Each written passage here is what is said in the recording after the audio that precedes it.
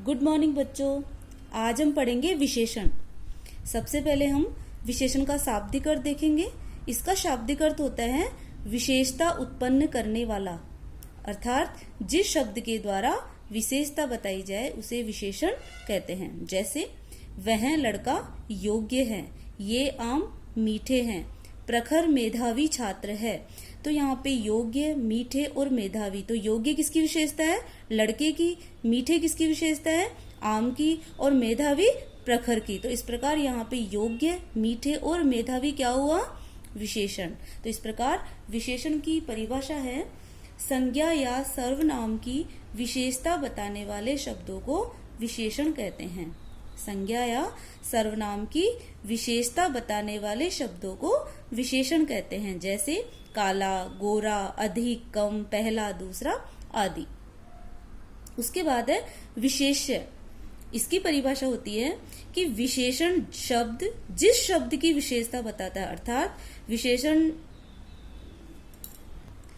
द्वारा जिस शब्द की विशेषता बताई जाए उसे विशेष्य कहेंगे। जैसे मुझे 3 मीटर कपड़ा चाहिए, विदुषी सुंदर लड़की है। तो यहाँ पे कपड़े की विशेषता क्या है? 3 मीटर। तो 3 मीटर तो क्या हुआ?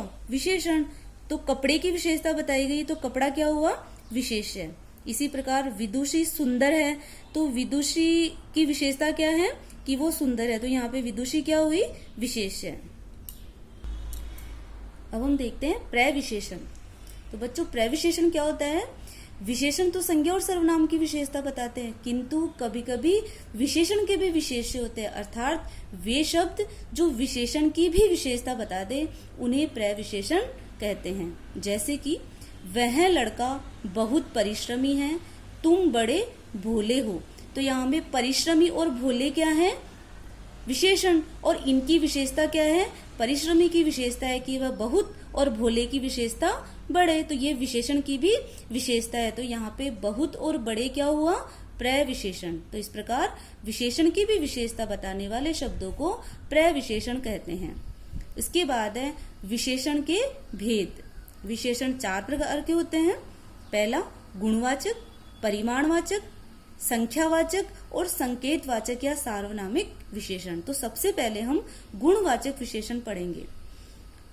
तो इसकी परिभाषा है संज्ञा या सर्वनाम के किसी भी प्रकार के गुण संबंधी जैसे कि गुण, दोष, आकार, प्रकार, रंग, रूप, अवस्था, स्थिति, देश का स्वाद, गंध आदि, ये सभी गुण के अंतर्गत आते हैं। तो इस प्रकार ये गुण संबंधी विशेषता बताने वाले शब्दों को गुणवाचक विशेषण कहते हैं। जैसे कि गुण में आता है जैसे अच्छा, भला, योग्य आदि।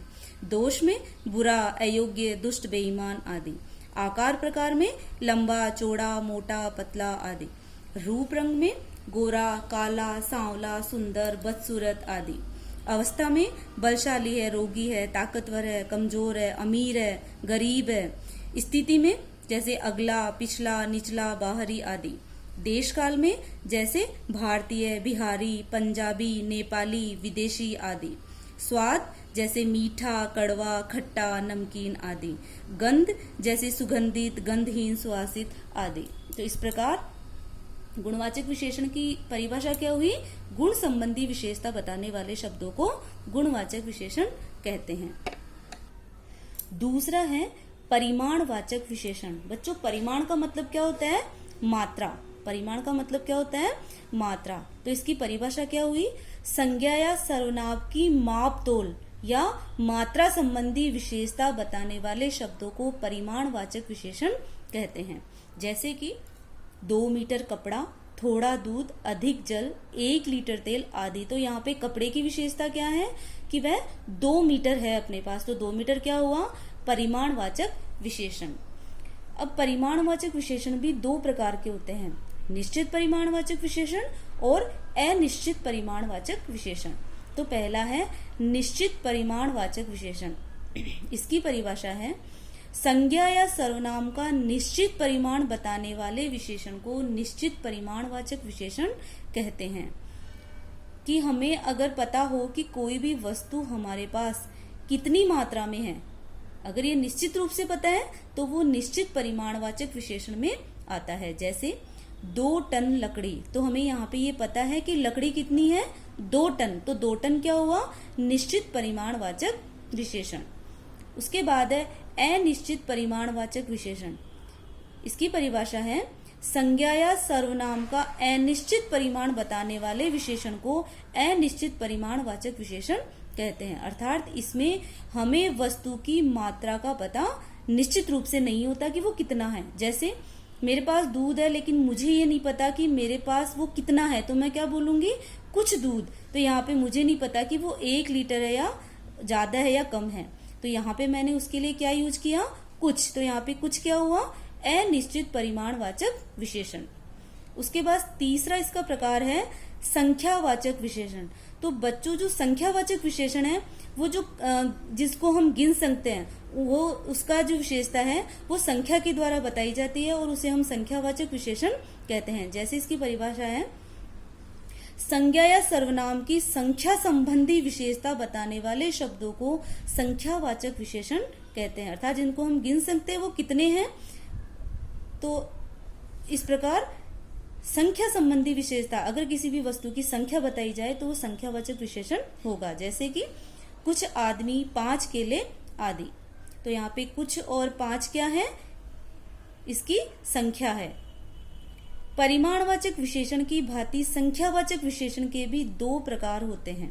जैसे कि पहला निश्चित संख्यावाचक विशेषण और अनिश्चित संख्यावाचक विशेषण। फर्स्ट है निश्चित संख्यावाचक विशेषण। इसकी परिभाषा है संज्ञा या सर्वनाम की निश्चित संख्या बताने वाले विशेषण को निश्चित संख्यावाचक विशेषण कहते हैं।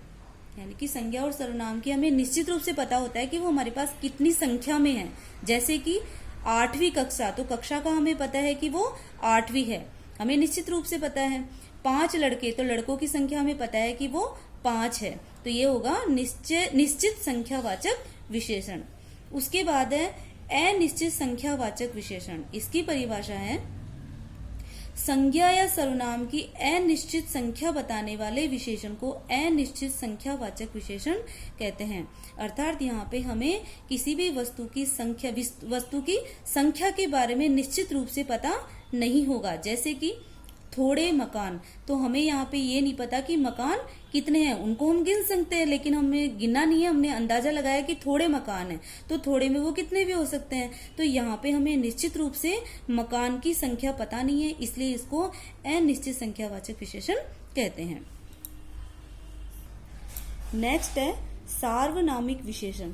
इसकी परिभाषा है, सार्वनामिक विशेषण को हम संकेतवाचक विशेषण भी कहते हैं, और इसकी परिभाषा है जो सर्वनाम शब्द संज्ञा शब्द के पहले आकर उसकी विशेषता बताते हैं। अर्थात संज्ञा शब्द के पहले सर्वनाम शब्द आएंगे और उस संज्ञा शब्द की विशेषता बताएंगे, तो उन्हें हम कहेंगे सार्वनामिक विशेषण। जैसे कि वह लड़का मेरा भाई है। तो बच्चों यहाँ पे इसको संकेतवाचक क्यों बोलते हैं? लड़के की विशेष, लड़का क्या है, संज्ञा, और सर्वनाम क्या है, वह। तो इस वह के द्वारा उस लड़के की अर्थात संज्ञा की विशेषता बताई गई और साथ में इशारा भी किया गया है और संकेत भी किया गया है, तो इसलिए इसको संकेतवाचक विशेषण भी कहते हैं। जैसे दूसरा है यह पुस्तक किसकी है। तो यहाँ पुस्तक की विशेषता यहाँ पे सर्वनाम शब्द अर्थात यह से बताई गई है। तो इस प्रकार ये वह, यह इशारा करके किसी भी संज्ञा शब्द की ओर इशारा करके बताई जाती है अगर उसकी विशेषता, तो उसे हम सार्वनामिक विशेषण या फिर संकेतवाचक विशेषण कहते हैं। बच्चों ये थे इसके विशेषण के मुख्य 4 प्रकार, लेकिन इसके अलावा भी एक प्रकार और होता है जिसका नाम है व्यक्तिवाचक विशेषण। और व्यक्तिवाचक विशेषण की परिभाषा क्या होगी कि वे विशेषण जो व्यक्तिवाचक संज्ञा से बनाए जाते हैं, वे विशेषण जो व्यक्तिवाचक संज्ञा से बनाए जाते हैं उन्हें व्यक्तिवाचक विशेषण कहते हैं। जैसे एग्जाम्पल क्या है, मैं भारतीय हूँ। भारतीय क्या है, यहाँ पे संज्ञा है, व्यक्तिवाचक संज्ञा है, और यहाँ पे मेरी विशेषता किसके द्वारा बताई गई, भारतीय की द्वारा। तो ये भारतीय व्यक्तिवाचक संज्ञा थी और मैं क्या था, सर्वनाम था। तो इस सर्वनाम की विशेषता भारतीय अर्थात व्यक्तिवाचक संज्ञा के द्वारा बताई गई, तो इसे हम क्या कहेंगे, व्यक्तिवाचक विशेषण। तो दोबारा से रिपीट करती हूँ, वे विशेषण जो व्यक्तिवाचक संज्ञा से बनाए जाते हैं उन्हें व्यक्तिवाचक विशेषण कहते हैं। तो बच्चों आज का अपना टॉपिक यहीं समाप्त होता है। Thank you.